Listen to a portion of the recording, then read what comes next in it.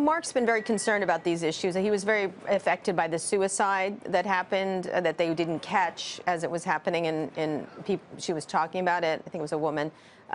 So I think, if you're the biggest platform for broadcast, people are gonna broadcast, and you let anybody broadcast anything, you're gonna have these things happen. I think the difficulty is trying to figure out how to stop them. In this case, it wasn't a live. From what I understand, it was uploaded to it later. I think it's where people want to show their stuff off, and that's because it's a successful platform.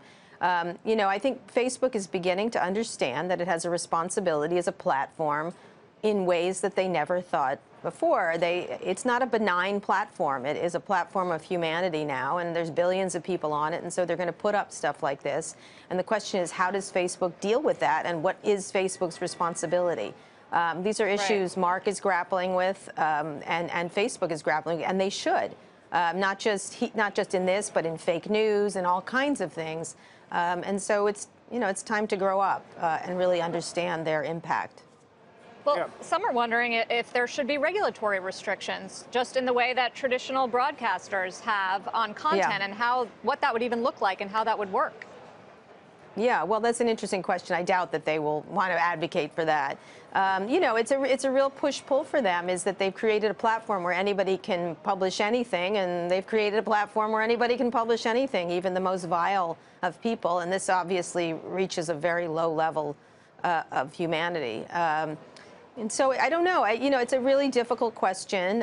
What I don't want to hear from Facebook is it's real hard. They're making billions of dollars. They're all billionaires over there, and so they should be able to figure out how to handle this in an adult. I sound like a mom right now, I guess.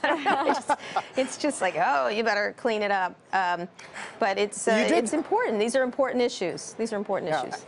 Axios does quote you this morning saying that Zuckerberg has upped his emotional EQ and is making progress. I mean, is less and less considered this sort of soulless face of the company?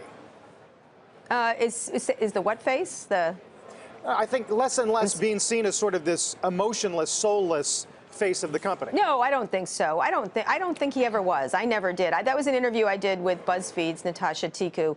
I think Mark is someone who's a learning organism, and I think it really does care about these issues. I never compliment billionaires, but in this case, I think he really does. His essay, if you feel like reading 6,000 words of Mark's ruminations, you should read it. He's really thinking hard about these issues. The question is, he's got to move just as quickly, not just ruminate on them, not just write essays on them. And it'll be interesting what he says tomorrow at F8. I think that's when his speech is. I think he's going to talk about VR, but it'll be interesting if he addresses some of these issues, because he's certainly thinking about what community is and what community he's built. And I do give him credit for being thoughtful about these things and thinking they're important and progressing. Compare him to a lot of young CEOs in Silicon Valley, and he certainly is a learning organism, and I do applaud him for that. Hey there, thanks for checking out CNBC on YouTube. Be sure to subscribe to stay up to date on all of the day's biggest stories. You can also click on any of the videos around me to watch the latest from CNBC. Thanks for watching.